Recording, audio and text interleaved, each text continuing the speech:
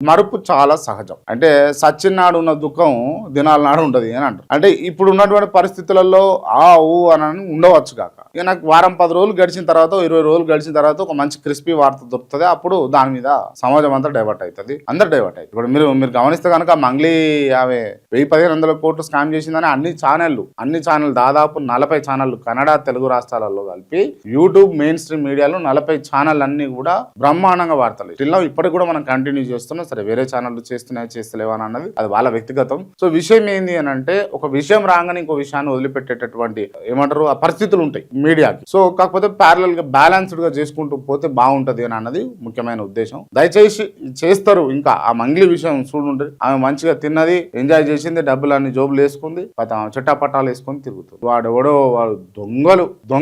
దొంగతనం చేసేటప్పుడేమో జాతి గుర్తుకు రాదు, కులం గుర్తుకు రాదు, మతం గుర్తుకు రాదు. దొంగతనం చేసి బయటపడ్డాక జాతి గుర్తొస్తుంది, కులం గుర్తొస్తుంది, మతం గుర్తొస్తుంది. దయచేసి చేయకండి. అంటే మళ్ళీ వీళ్ళు దొంగతనం చేసింది, దోపిడీ చేసింది ఎవరి మీద అంటే వాళ్ళ జాతి మీదనే, వాళ్ళ కులం మీదనే, వాళ్ళ మతం మీదనే. మళ్ళీ మీదకి శుద్ధ పూస మాటలు బంద్ చేసుకుంటే బాగుంటది.